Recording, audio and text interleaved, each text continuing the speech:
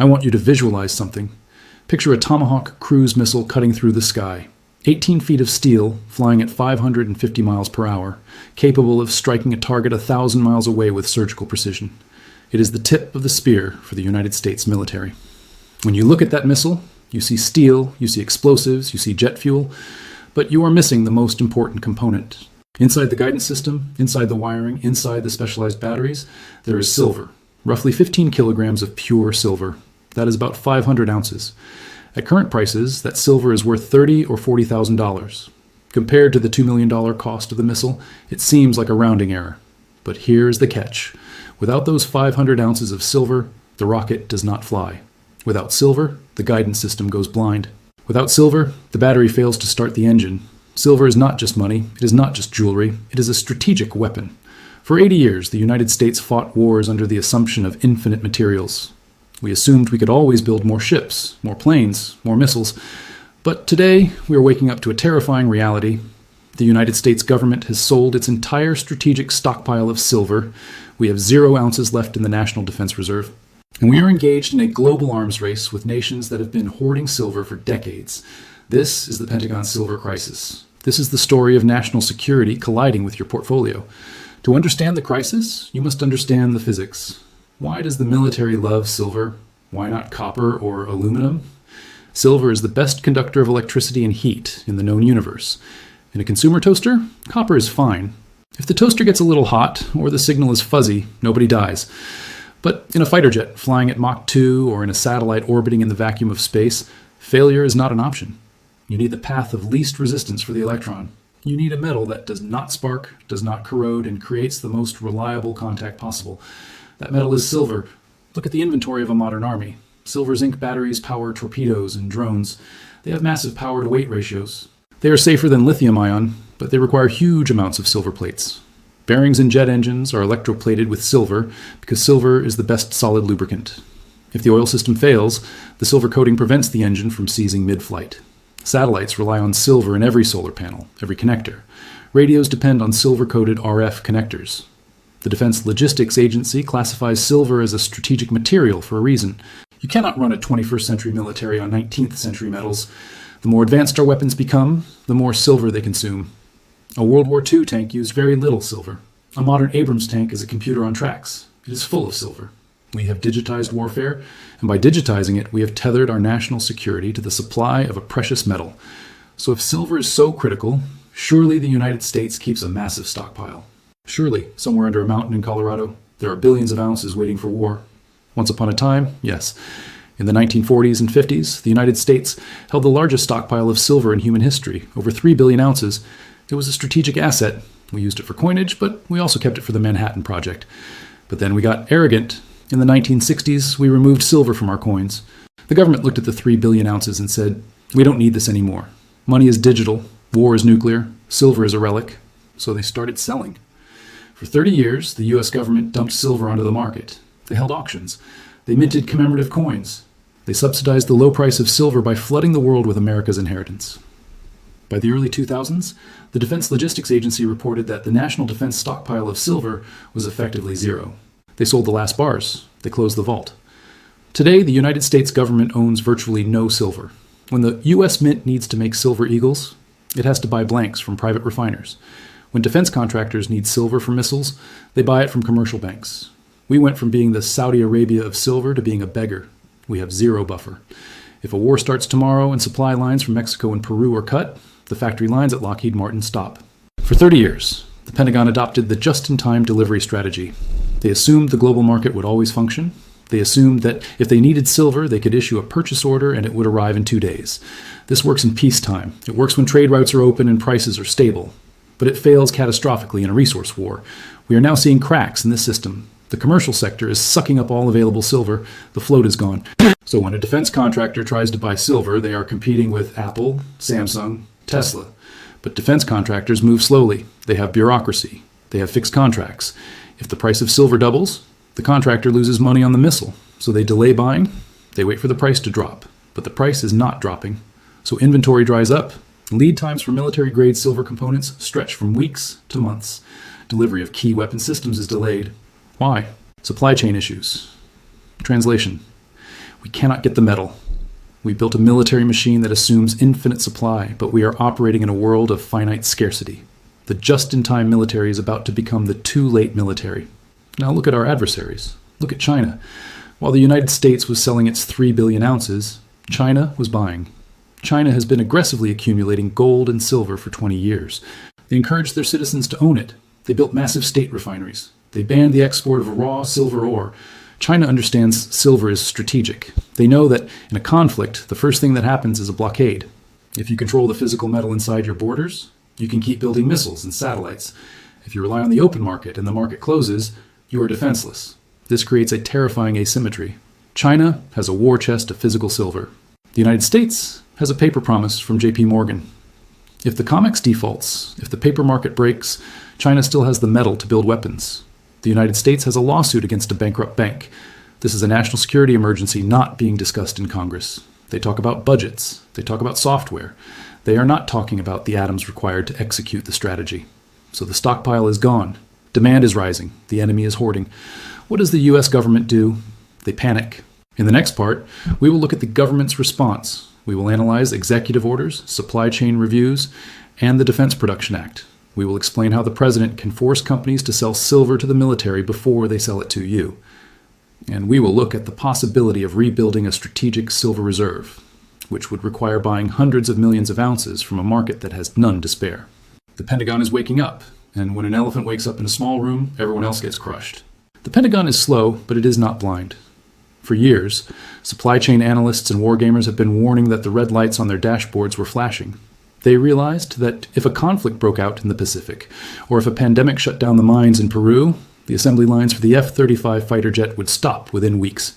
The most advanced war machine in history would be grounded, not by enemy fire, but by a shortage of atoms. And so the government began to panic.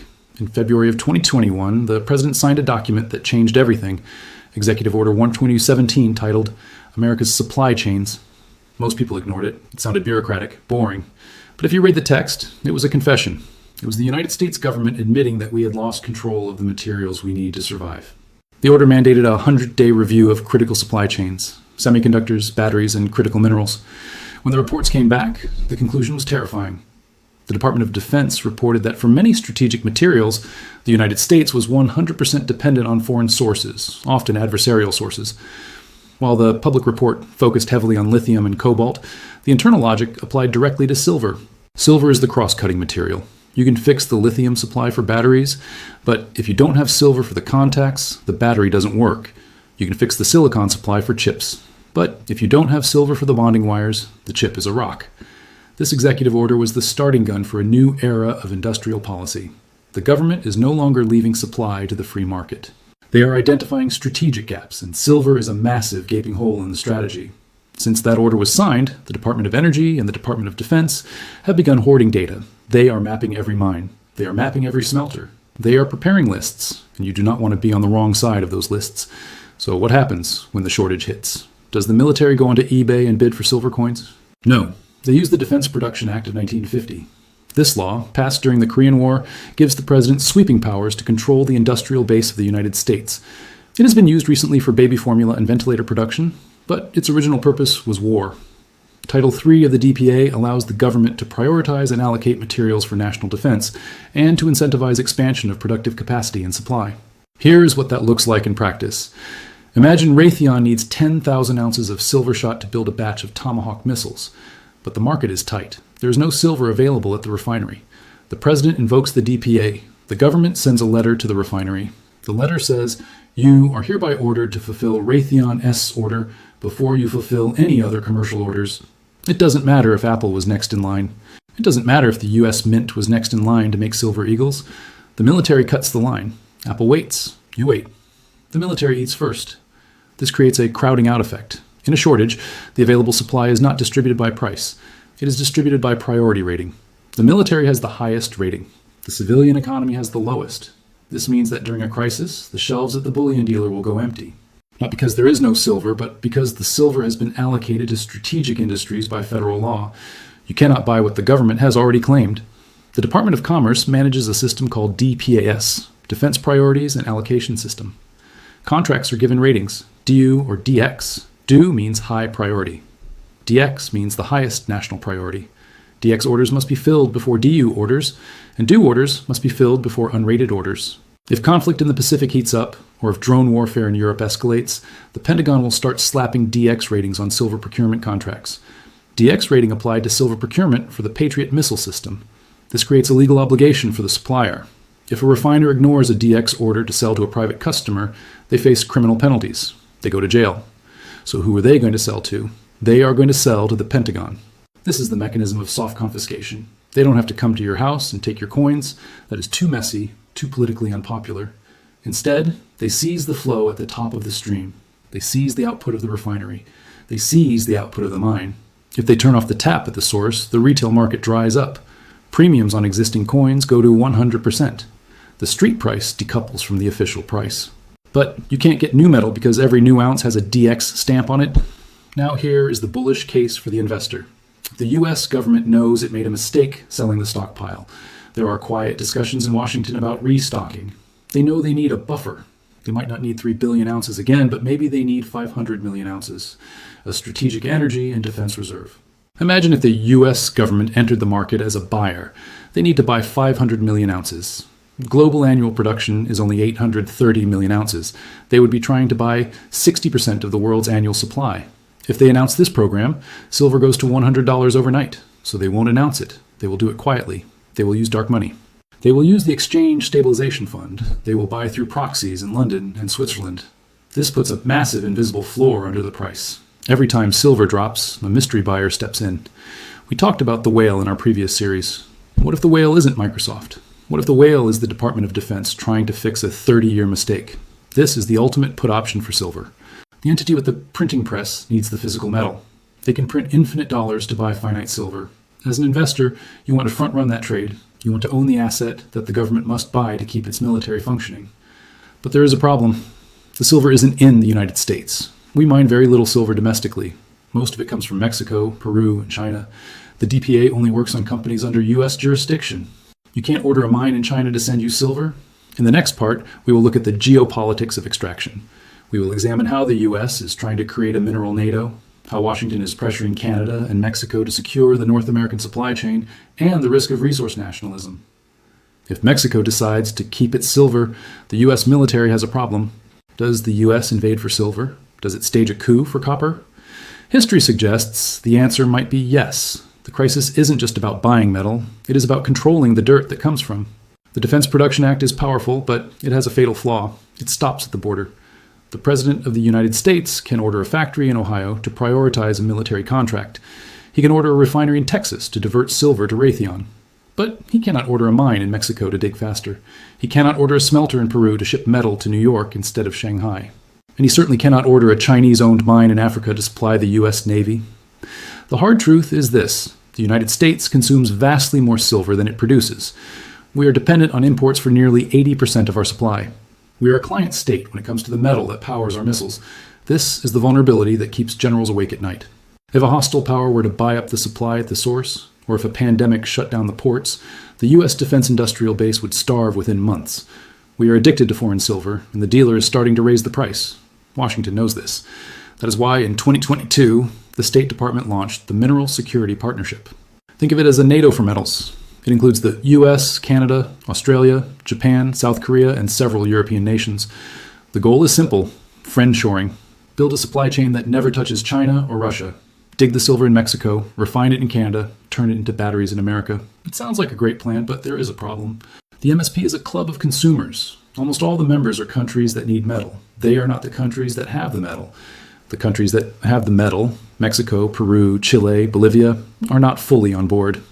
They look at this mineral NATO and ask, why should we sell to you at a discount? Why should we let you take our wealth to build your green economy? This creates tension.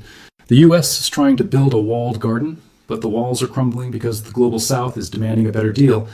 This brings us to the most critical country in the Silver War, Mexico. Mexico is the Saudi Arabia of silver. It has been the world's top producer for centuries. Nearly a quarter of global silver comes from Mexican soil. Most of that silver flows north to the United States. But the political winds in Mexico are shifting. Recent administrations have pushed resource nationalism. They nationalized lithium. They stopped issuing new open-pit mining permits. They demanded higher taxes and royalties from foreign companies. Imagine this scenario. The price of silver hits $80 an ounce. The Mexican government looks at Canadian and American companies operating in its country. They see them making billions in profit. They say enough. They implement an export ban. All silver mined in Mexico must be refined in Mexico and used for the Mexican industry first. Or they impose a 90% windfall tax. This would devastate the U.S. supply chain. If the flow from Mexico stops, the U.S. has nowhere else to go. Canada produces some silver, but not enough. Poland is too far and too close to Russia. Mexico has leverage, and they know it. While the U.S. tries to build friend-shoring alliances, China has been playing a different game, the Belt and Road Initiative. For 20 years, Chinese state-owned enterprises have been buying mines in Peru, Bolivia, and Africa. They build the roads, the ports, the power plants. In exchange, they get the offtake agreements. They get the legal right to the first shipment of ore. So even if a mine is in Peru, if it is owned by a Chinese company and the ore is contracted to go to a Chinese smelter, the U.S. cannot touch it. This is geopolitical encirclement. China controls the processing and now owns the source. They have captured the supply chain inside the Western Hemisphere. Las Bambas in Peru, major copper and silver assets in the Andes, Chinese assets on Latin American soil. This is a direct challenge to the Monroe Doctrine. Since 1823, the U.S. has said, the Western Hemisphere is our backyard. No foreign powers allowed. But China is already there. They are in the mines. If the U.S. military needs silver and the mine next door is owned by Beijing, that is a strategic failure of the highest order. So what does a superpower do when it is cornered? When it needs a resource for survival and the owner will not sell? It stops asking. It starts taking. History is clear. In 1953, the U.S. staged a coup in Iran because of oil. In 1973, the U.S. supported a coup in Chile because of copper. In the 21st century, will we see regime change operations because of silver? If a government in Latin America decides to nationalize mines and cut off U.S. supply, the CIA and the Pentagon will not sit idly by. They will view it as aggression. They will label it a national security threat. We might see sanctions. We might see freedom operations. We might see the U.S. military securing mines directly. It sounds extreme, but remember the Tomahawk missile. Without silver, the missile does not fly. Without the missile, the empire does not function. Therefore, access to silver is an existential requirement for the empire. This adds a war premium to the price of silver. We are not just trading supply and demand. We are trading war and peace. If conflict breaks out over resources in South America, supply lines get cut instantly. Insurance rates for shipping go vertical. The price of physical silver in North America detaches from the rest of the world. The geopolitics are messy. The allies are unreliable. The enemy is entrenched. The only solution for the United States is to rebuild what it threw away. The strategic stockpile. The Pentagon cannot rely on Mexico. It cannot rely on just in time. It needs a mountain of silver sitting in a vault in Nevada under armed guard. It needs to buy 500 million ounces. And it needs to do it now, before the war starts. In the next part, we will look at the restocking event. We will show why the Department of Defense will likely become the biggest buyer of silver in the world over the next 5 years. We will analyze the dark money flows that might already be accumulating metal. And we will explain what this means for you. If the U.S. government enters the market as a price-inelastic buyer, willing to print infinite dollars to secure finite silver, what is the ceiling price? Hint, there isn't one. The military is coming for the metal. You want to be holding it before they issue the purchase order. The picture is stark. The United States military, the most powerful force on Earth, is structurally short of one metal it cannot replace. We sold our inheritance. We outsourced our refining. We alienated our suppliers. And now, as the drums of war beat louder in Europe and Asia, the Pentagon is staring at an empty cupboard. But there is one final piece of this puzzle, the solution. The United States government will not simply accept defeat. They will not stop building missiles because they ran out of silver. They will do what empires always do when they are cornered. They will print money and they will buy the resource. This is the restocking event. Analysts inside Washington know the numbers. In the 1950s, we had 3 billion ounces. We do not need that much today, but military planners suggest we need at least a 3-year buffer. That ensures that if war breaks out and global trade stops, we can keep the factories running for 36 months. The U.S. defense industry consumes roughly 20 to 30 million ounces of silver a year directly. A 3-year buffer would be 100 million ounces. But if you include the energy transition as part of national security, solar panels, EV batteries, grid connectors, that number jumps to 500 million ounces. So the target is 500 million ounces. Where does the government get it? Global mine production is 830 million ounces a year. If the U.S. government tried to buy 500 million ounces on the open market, it would have to buy 60% of everything mined on Earth for a year, or they would have to buy 100% of the COMEX registered vaults 10 times over. There is simply not enough metal available, so they cannot buy it all at once. They have to buy it slowly, systematically, relentlessly. This creates a permanent bid. Imagine a buyer who stands in the market every single day buying 1 million ounces regardless of price. $30? Buy. $50? Buy. $100? Buy. This buyer does not care about technical analysis. They do not care about RSI. They care about filling the vault. This is the restocking event. It effectively removes a huge chunk of supply from the market every year, tightening the noose on everyone else. But surely, you say, if the government was buying, we would see it. It would be in the budget. Not necessarily. The United States Treasury operates a secretive account called the Exchange Stabilization Fund. It was created in 1934. It has massive discretionary power. It can trade gold, foreign currencies, and other instruments to defend the dollar. It operates outside the congressional budget process. It does not have to report its daily trades. If the National Security Council decides silver is a strategic risk, they can use the ESF to acquire the metal covertly. They would not buy silver futures on COMEX. That is too public. They would use proxies. They would use bullion banks like JP Morgan or Goldman Sachs to buy physical metal in London or Switzerland on their behalf. The metal would move into a private vault. The ledger would show private investor, but the owner would be Uncle Sam. This explains the mystery of the whales we often see in the market. Massive buyers who absorb dip after dip, never selling. Why would a hedge fund never sell?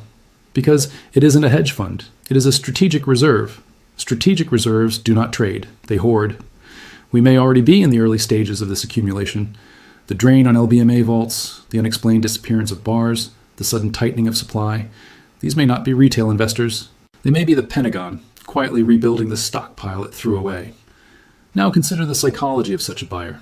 A government does not care about price. It cares about survival. If the Pentagon believes it needs 500 million ounces to secure national defense, it will buy them. Whether silver is $30 or $300, it does not matter. The printing press can create infinite dollars. The mines can only create finite silver. This is the infinite bid. It is the floor under the market that no bank manipulation can break. Every dip is bought. Every crash is absorbed. The government is the buyer of last resort, and it is buying for survival. For the investor, this is the ultimate tailwind. You are holding the asset that the government must buy. You are front-running the most powerful entity on Earth. When the Pentagon enters the market, it does not negotiate. It does not wait. It buys. And when it buys, the price does not rise gently. It gaps. It teleports. It reprices the entire market in a single move. That is the restocking event. That is the elephant waking up in a small room. But there is a darker side. If the government cannot buy enough silver quietly, it may resort to more aggressive measures. It may impose export bans. It may seize domestic production. It may prioritize military contracts over civilian ones. We saw this during World War II with rubber, steel, and copper. Civilians were rationed. The military ate first. If silver becomes the bottleneck, expect rationing. Expect premiums to explode. Expect the retail market to dry up. This is not speculation. It is history repeating. So the restocking event is both an opportunity and a threat. Opportunity for those who already hold silver, threat for those who wait. Because when the government moves, it moves fast. It does not warn. It does not announce. It acts. And when it acts, the market changes forever. In the next part, we will explore the consequences of this restocking event. We will look at how it reshapes the global silver market, how it impacts industrial users, how it affects investors. We will examine the infinite bid in detail, and we will show why the ceiling price for silver may not exist. The military is coming for the metal. The question is, will you be holding it when they arrive? The restocking event is not just a financial story, it is a geopolitical earthquake. When the United States government becomes a price-inelastic buyer of silver, the entire global market bends around it. Industrial users will feel the shock first. Companies like Apple, Samsung, Tesla, they are already competing for dwindling supply. When the Pentagon enters the market, it will be competing against a buyer who does not care about margins, who does not care about quarterly earnings, who only cares about survival. That competition will not be fair. It will be brutal, and it will drive prices higher than any analyst dares to predict. Imagine the effect on the supply chain. A solar panel manufacturer in California places an order for silver paste. The supplier says delivery will take 6 months. Why? Because the Pentagon just placed a DX-rated order for the same material, and by law, the military eats first. The civilian economy waits. This is not a theory. This is how the defense priorities and allocation system works. When the military cuts the line, everyone else is pushed back. The result is cascading delays, rising costs, and shortages across industries. Silver is not just a commodity anymore. It is a bottleneck. It is the choke point through which the future must pass. For investors, this creates a paradox. On one hand, the government's infinite bid guarantees a floor under the price. On the other hand, the government's prioritization guarantees scarcity in the civilian market. Premiums will explode, retail coins will vanish, industrial users will scramble. The market will bifurcate into two realities, the official price and the street price. The official price will be whatever comics says. The street price will be whatever desperate buyers are willing to pay to get physical metal in hand. That spread will widen until the official market becomes irrelevant. The real market will be the one you can touch, the one you can hold. This is the moment when silver ceases to be just an investment. It becomes a survival asset. It becomes the difference between factories running and factories shutting down, between satellites launching and satellites grounded, between missiles flying and missiles failing. Silver is the keystone of modern civilization, and the keystone is cracking. Now consider the psychology of the market. For decades, silver was dismissed as a relic. Analysts mocked it. The media ignored it. Investors avoided it. But when the Pentagon starts buying, the narrative changes overnight. Headlines will scream, "Silver shortage threatens national security." Pentagon restocks. Strategic Silver Reserve. Silver becomes critical defense material. That narrative will ignite public demand. Pension funds will allocate. Hedge funds will speculate. Retail investors will panic buy. The herd will arrive. Late as always, but with overwhelming force. And when the herd arrives, valuations go irrational. They do not care about fundamentals. They care about momentum. They care about the fear of missing out. They care about survival.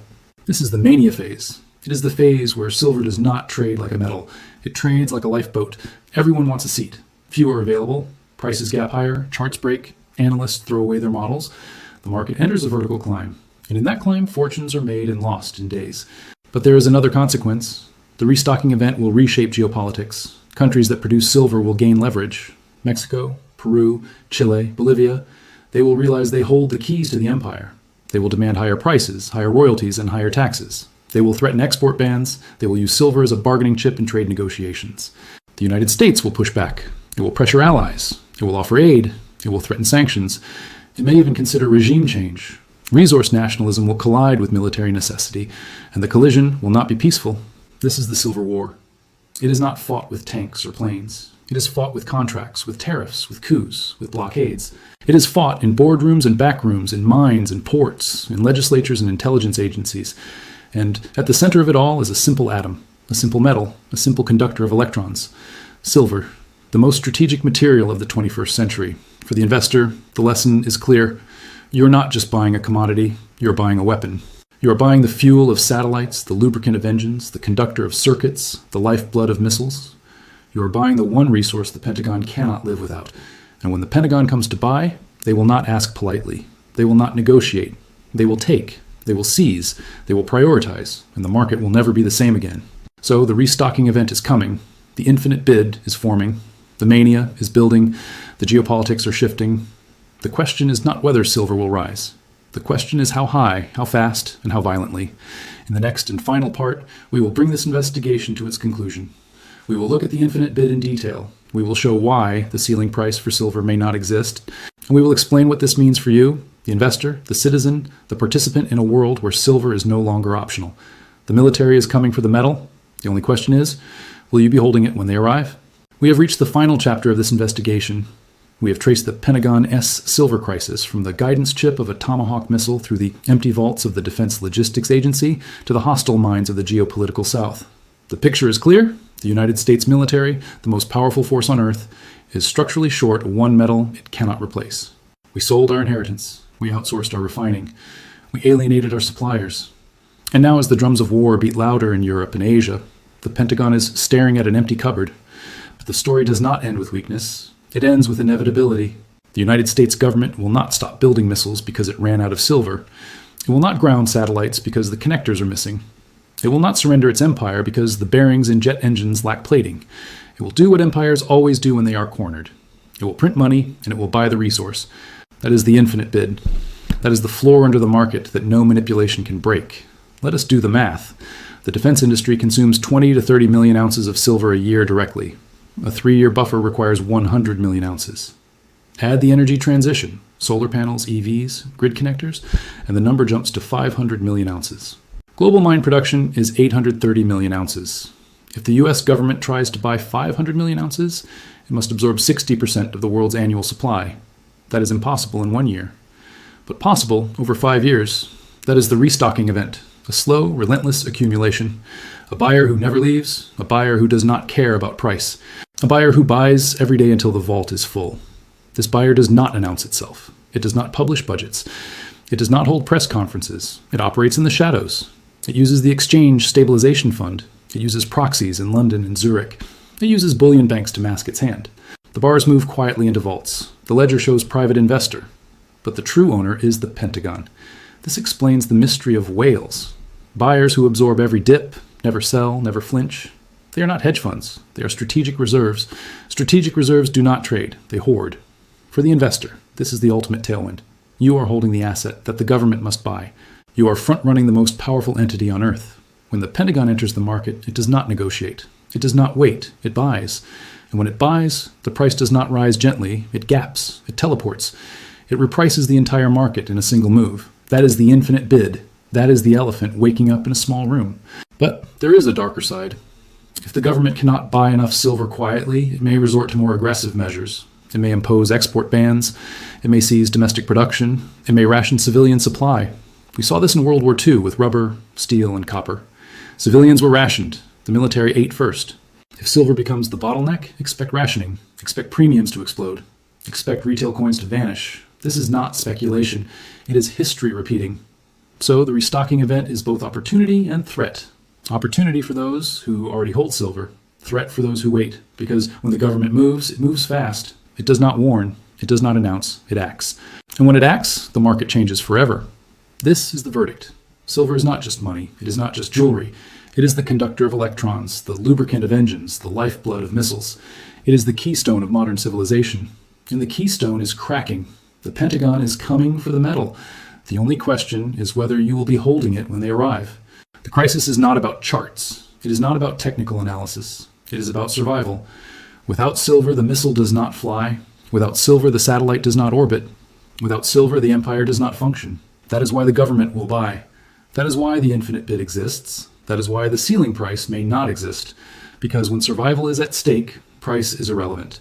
The printing press can create infinite dollars. The mines can only create finite silver. That asymmetry is the most bullish force in financial history. So here's the final thought. For decades, silver investors lived on hope. They hoped manipulation would end.